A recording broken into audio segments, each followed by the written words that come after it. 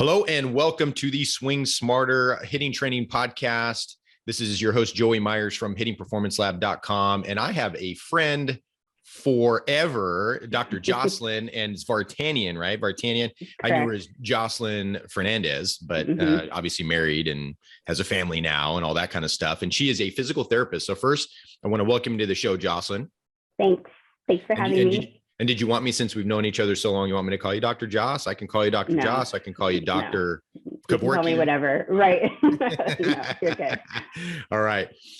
So I wanted to have Jocelyn on because in the past, we've looked at doing some collaborative stuff and never really panned out. We're doing a big hitting camp or baseball, softball.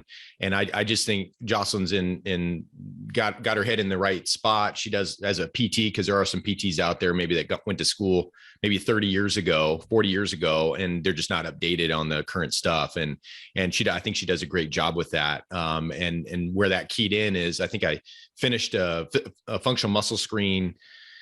This was a while back. And I think that's about when we reconnected after school and all that kind of stuff. And she was talking about, same language. So she had gone through a lot of that stuff. And so my first question to you, Jocelyn, is, so you said that you've had a huge influx of new clients, athletes, right, that have come in recently. And I asked her jokingly, is that because of the baseball, softball season started? And she said everything. So what are you seeing coming in right now? So it's always everything. It just ebbs and flows depending on the time of year, both because of seasons and then with athletes in particular, off season, during season, preseason type of stuff like that. But COVID kind of threw a wrench in a lot of operations. So a lot of surgeries got postponed because they became elective surgeries, even though the patient themselves wouldn't have called it elective. And so we're still seeing a delay in a lot of those cases coming through. And so more are coming through as kind of some of the restrictions are lifting. So, and I see everything. I honestly can see a surgery or an injury on any single body part.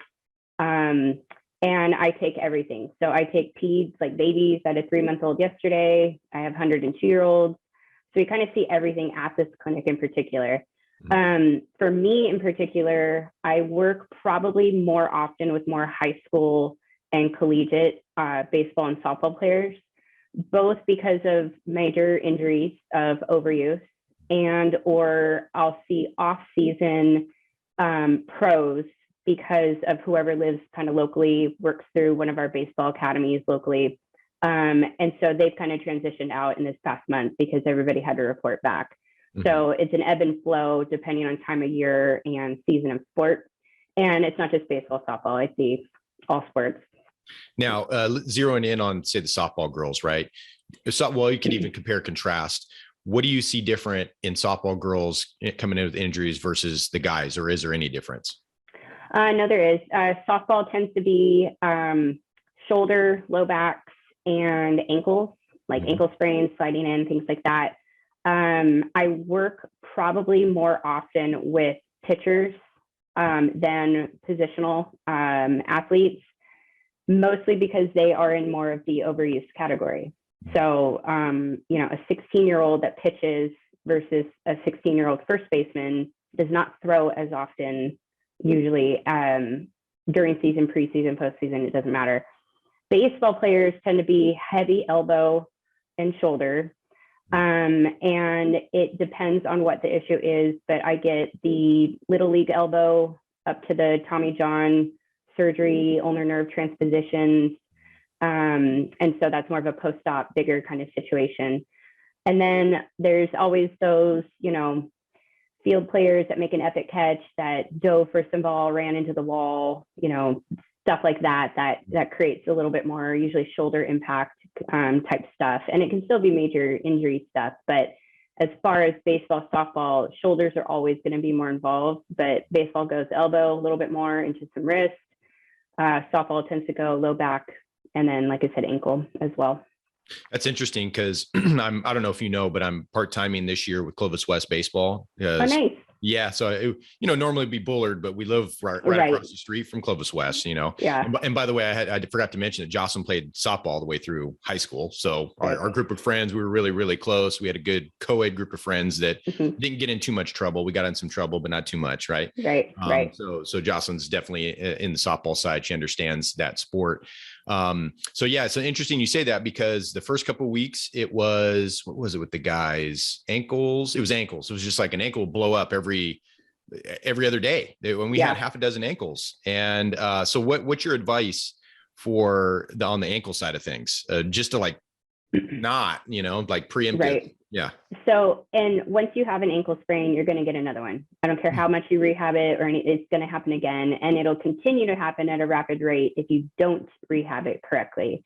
However, preseason type injuries like this, like ankles, it often is you forgot how to move, and you stopped moving, and you concentrated on something that it was probably helpful, like maybe you did some off-season strength training, or you did some other stuff.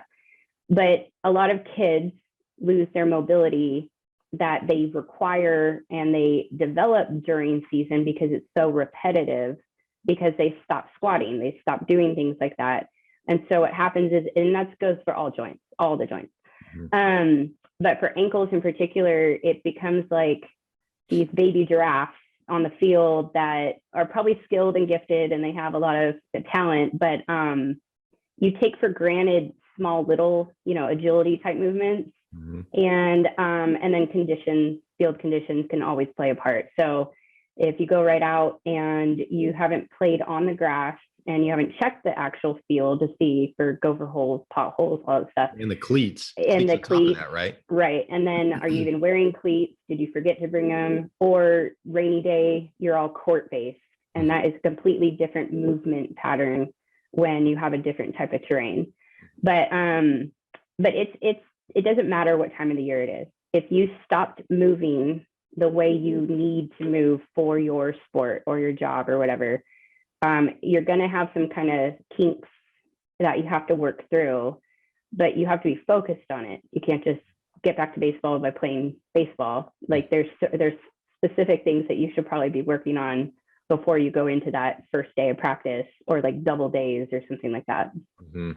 Do you recommend something like, we used to do this back in the day, where we just throw a ball against the house, as long as you're not going to ruin the stucco or whatever, but just that idea of going back and forth, feeling ground balls, like that would kind of get you in that, because it's more agility. And I think that's where most of the guys, you got some of them that are growing, that hit major growth spurts. So some of them have a lower back, which we'll get to, but with the ankles, there's that agility side of things. Cause now you're running bases. Like you said, they've been sitting at home watching Netflix, watching Outer Banks and all these shows that they watch, and they haven't been moving agility wise. And like you said, they maybe have been in the gym working with a coach, but they're not working on that side to side plane.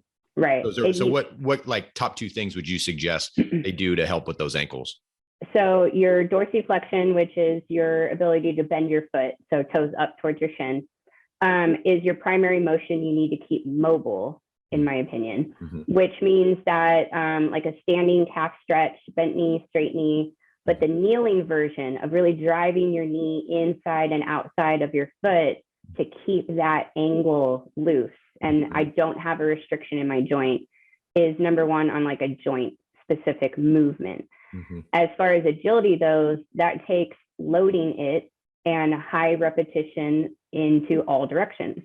So even if baseball, softball, you run forward, but then you have to cut off first base, run to second, or you're a middle infield player, you have to be ready to charge back, left, right, like rotate, pick up some crazy ball, sling it across. So if you haven't been training multi-planar directions for even lunges, right? You don't have to start off running towards a ground ball, but multi-directional lunges, multi-directional band walks, things like that. Balance, like star balance reach, where you stand on one leg and your other leg reaches out in different directions, and you're trying to not break in your one leg. You're training all these muscles to work in all three dimensions. And so when you stop doing that, if you don't use it, you lose it. So you do not have the input to your brain, from your brain to your nerves to your muscles, to connect quick enough for you to stay on top of it. So there's a mobility aspect always and a stability aspect always for every single joint, doesn't matter. But if you do not have joint motion, you will not be agile. You will not be strong. You will not be anything that you are trying to train into if you lose your mobility. So joint restrictions, if you lose that ability to bend your ankle, it's going to already predispose you to, usually the most common ankle injury is an inversion lateral ankle sprain. So it's my toe pointed a little bit more and then I rolled out on it. Mm-hmm. And if I couldn't get into that deep position, so like I'm really bendy at that ankle, you're kind of up higher, in a higher position, and your ankle, if it's not loaded down because it can't go, you almost allow it to kind of roll. So it's always all joints. It's always mobility first. Can it move cleanly, move well into as much direction as it should? And then you better train it in every direction. So yeah, even if you threw the ball, flopped it, here we have a rebounder, like a trampoline, but say you use your wall example, throw it at different angles so that you have to react and you have to move into different angles as well with it, but you're practicing the same footwork every single time. You're trying to drill that repetition of, I can squat down, hands down, butt down, which means my ankles, hips, knees, everything must have hinged down, and then come up, and you don't even have to throw it aggressive. Just repeat, go again, go again. Mm-hmm. I really like those omnidirectional balls, the rubber ones that have the nodules on them, because they're unpredictable where they bounce. And right. We'll take the kids, like Noah, 9 years old, and his team. We'll put them in a circle, and we have 3 of them. So we'll start with one. We'll have them lob it like a hand grenade, just lob it in the middle, and then just let it go. And then they have to. Like they have to move. Yeah. They don't know where they're moving, and they got to go back, forward. And I just love that. And then we'll throw 2 in, like they throw 2 in the middle. And then now you got multiple. Right. So now you got some reaction stuff. So that's a great advice for them. And also the other thing I noticed on the base pass with these guys at West is that when they're going back to a base, say if they're doing pickoffs or something like that, and they go in standing, they'll go in and their foot, when it hits the bag, they'll be loose with it. Like they won't be, they won't be intentional with it. And I told them, I said, you need to hit that bag hard with that foot. Right. Like you're going hard. So everything is nice and solid when you hit, instead of just kind of nice, easy baby in it when you hit the base, right. Because now you don't have any stability if you're doing that. And then boom, like you said, that roll happens. You roll. Right. Yeah. Let's go to the lower back. So you mentioned in the ladies, you see a lot of lower back stuff. So what kind of advice would you give for the ladies on that? So in that case, and it's not just the ladies in a sense, it's usually ladies will, especially, teenager type stuff, they move very well. They have the mobility. They don't have the stability. Guys at that age are stiff, stuck, and some of them can move well, and then they try to move it and they just bear down, but that's different than having like a controlled movement with it. So if you are a bendy person, you should be working on more stability type stuff, but again, in all directions, because you can't just be strong in a sit-up, because most of our life is not flexed forward where I need my abs to all of a sudden be super tight. I have to be able to be strong in an open position. So it should be strong when I cock back into my full throwing position. It should be strong loaded when I go into a swing, which is more rotational kind of stability. So in that kind of case, I always recommend planks in any type of version, because I need you to recruit muscles the proper way without adding reactionary, crazy kind of movement stuff. Because if you can't engage still, then you're probably not engaging well when you actually go to move. So, and you can start in any type of position. For a lot of people, I might start them in an elevated plank, because I want them to focus, like I said, on the neural drive of coordinating which muscles are supposed to move and which ones are supposed to stabilize and things like that. Work your way down to the floor. A high plank, you get your arms, you get your biceps, triceps to help. When you take it away and you go on forearms, you only have shoulder blades, which are the weakest in every human population. And I don't care if you throw every day and you're an athlete, you are weak in your shoulder girdle. And so your scapula needs a little bit more reinforcement there as well. So if that helps support you up, it coordinates with your abs, with your low back muscles to really stabilize your low back. But side plank, rotatory planks, all those type of things are very important. On an upright position, this is where you can do a lot of carries. Like you might do like a waiter's carry where you're holding, you know, kettlebell, dumbbell up, suitcase carry down, and you're trying not to move, but yet you're walking with like a load. I mean, you use your abs in everyday life, and when you don't have them is when, or when you have low back pain, you realize like how hard it is to engage them and support them because you just take them for granted. But I mean, low back is an endless amount of opportunity on exercise variation, but it kind of depends on, are you recruiting well? And then we can progress from there. If you cannot recruit well, I have to regress you. And usually that means you start on your back and you just work on pelvic tilts, where you actually engage your abdominals to do what you're asking them to do. So if you're trying to engage your abdominals to like flex your low back and tilt your hips backwards like a dog tucking its tail, and then I want you to rock it forward and I want you to arch your back, and you have zero control over that, like we have to start there. You're not even standing, you're not loaded, you're not against gravity, there's not a ball coming at your face that you have to swing and or catch it. So it kind of depends on the skill set in general. And then, like I said, it's an endless opportunity from there to work and progress into more functional movements or sport specific movements because of maybe your specific position. Yeah, I love that. More great advice. And the other thing from the hitting side that we'll see in both boys and girls is the arching of the back. They're swinging and arching. And I tell them, I said, it's when you arching by itself isn't a big deal. You're basically pushing those vertebrae together. But what makes it a big deal is when you arch and rotate.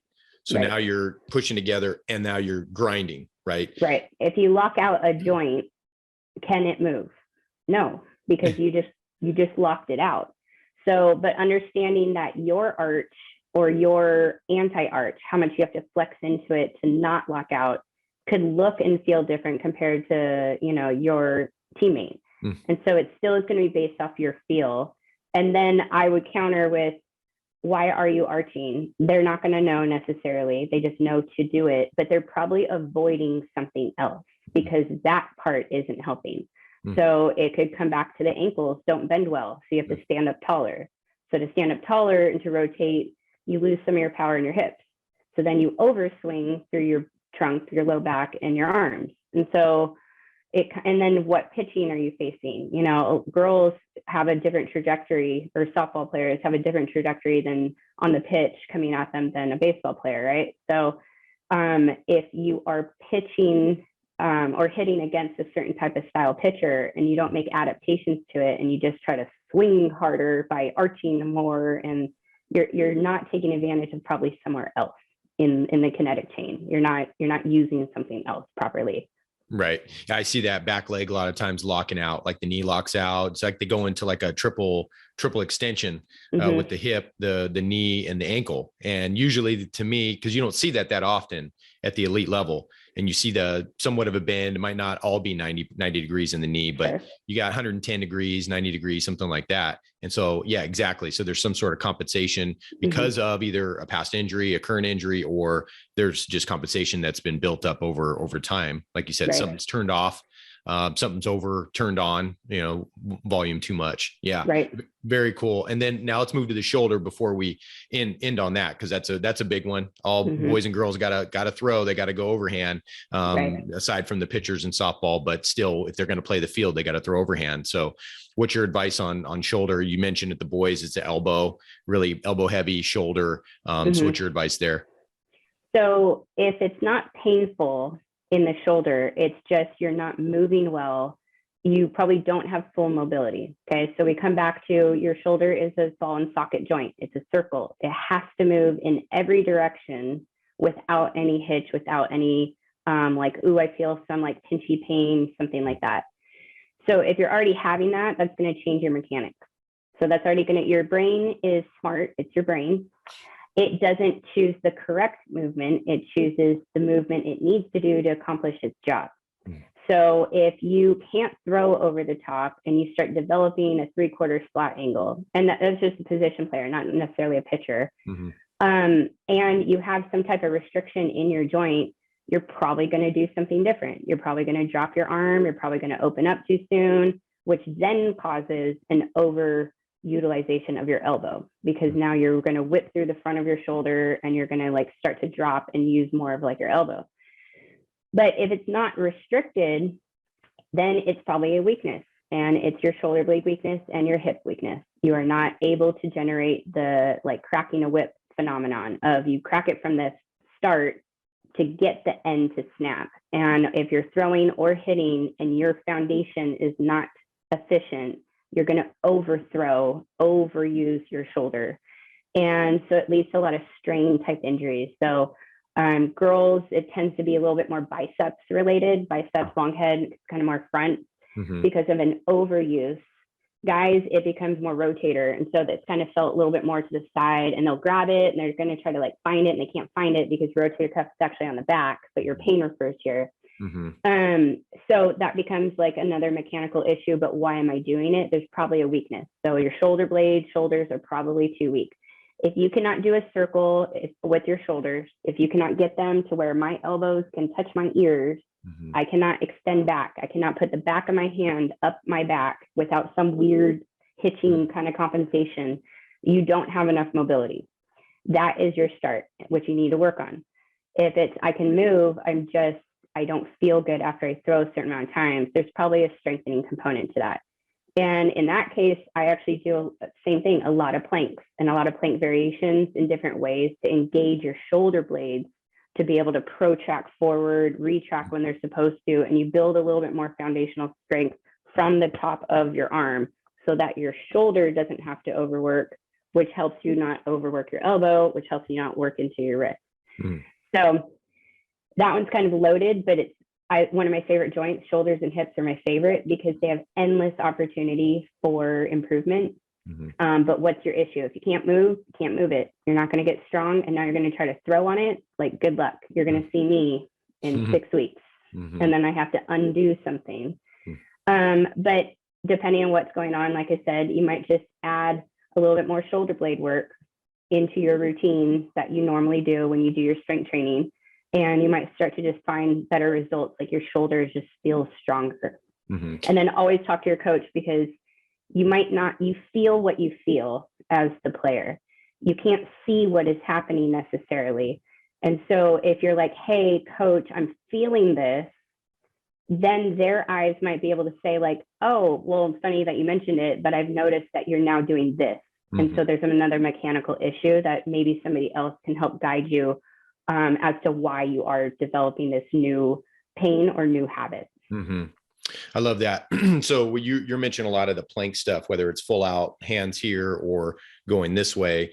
So what you're saying is get in that plank type of position, like the top of a push-up, and then pulling your shoulder blades down, pinching them and together, back, bringing them up, like doing the whole thing. Like the whole thing. You should have independent control of your shoulder blades, and most people don't. And for the most part, everybody sinks. So you might hold a plank or hold and do push-ups, but your back is very arched, even in your upper back. And you'll see shoulder blades just fly off. You can see it through the shirt that shoulder blades are kind of like pointing up, and they're not flat against your thoracic spine. So it means that you're not using those muscles that are underneath that help glue that down to your rib cage. And usually that's a pushing type motion. And so most people need a little bit more protraction because everybody kind of sinks back. So are you engaging it when you should? So if there is a pushing strength training that you're doing, and it could literally be chest press, dumbbell, but instead of going forward, I actually push further into it to engage that shoulder blade. And dumbbell, barbell, doesn't matter. Weighted. Your body weight, when you flip it and you go planks, is your own body weight. And so I like it better because it gives an immediate, I can do this or I can't do this. And people get shocked and they're like wide-eyed at me because they're like, I can't believe I can't hold a top of a plank or move from here, but yet I can throw it 90 miles an hour, you know, and that's different. Those are different. But imagine if you are like a pitcher, somebody, and your shoulder blade strength starts to pick up, your shoulder starts to feel better. You add like 2, 3, 4 miles an hour on your velo like that, but I didn't throw harder. So like endless opportunity, like I said, at the shoulder joint, which I really love. But I think people can get out of it because you can kind of always just like find a new angle and you'll just kind of deal with it until it's not good. Yeah. Yeah. It's almost like the governor on a truck or a bus, right? The governor and the engine, right? So the engine, Derek Mills, one time we went down to Pepperdine and we were on the highway 99 or no, highway 101. And it was like 4 lanes, 5 lanes, whatever. And he goes, "Hey, watch this." We were in his white Silverado truck and he floors it. And we're all, there's like 4 of us in the car, in the truck. And he's going and you see, he goes, "Watch the odometer." And it goes up to 90. And then right when it passes 90, it goes, when it came back down, right? And so the brain is the same way when you have an injury, you have a mobility issue, stability issue, is that it acts like a governor to your performance. And I tell my players, I tell them, your brain, like you said, your brain's smart, your brain's the thinking part of your body. And if there's an issue, it will be about survival. It's not about performance. They don't care if you can throw 95. They don't care if you can hit a ball 450 feet. It's going to protect your joint and your body. So it's going to, instead of allowing 100% performance, it's going to bring you down to about 80%. Like you said, with that shoulder pitcher thing, 90, well, I throw a 90, but I can't even do a plank. Well, imagine if you can do a plank and you can, like you said, you add another 2 to 3 miles an hour of velo.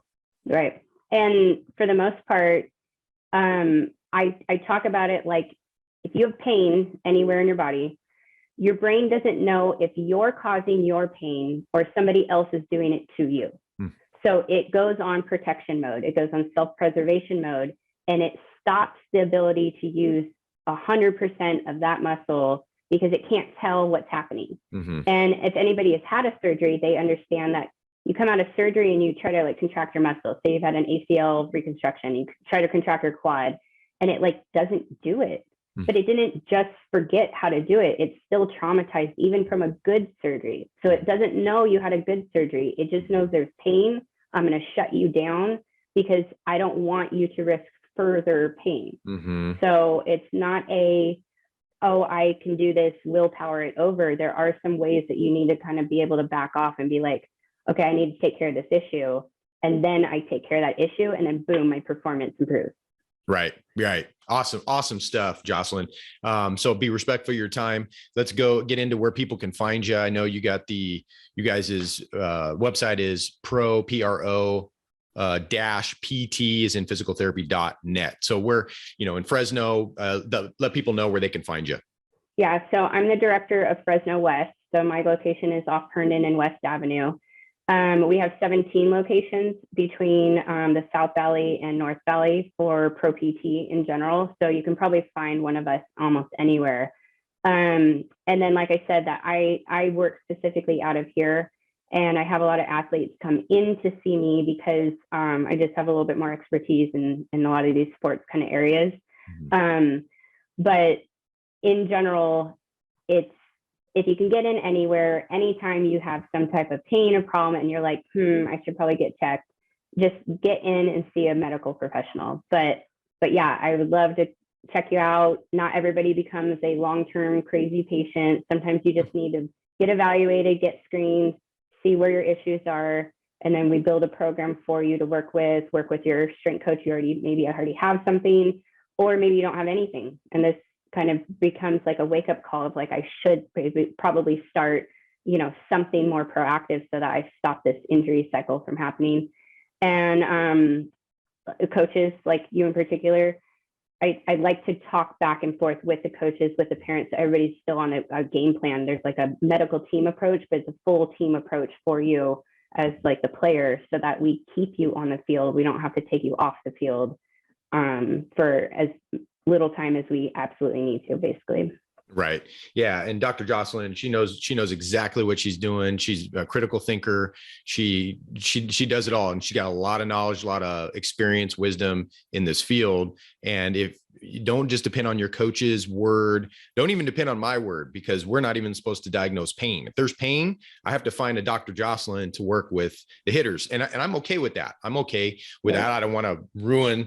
I mean, Jocelyn's got a lot more education in this than I do. I have surface level compared to her. So we let the professionals do what the professionals do, get their point of view, get what they need to do, and then take that, like she said, as like a community or a team that you put together, and everybody works together, doing their own thing, staying in their own lanes and adding to that athlete, because the days are gone of the just tough it out. Oh, but my elbow feels like it's going to break. No, just tough it out. It's all about mental toughness.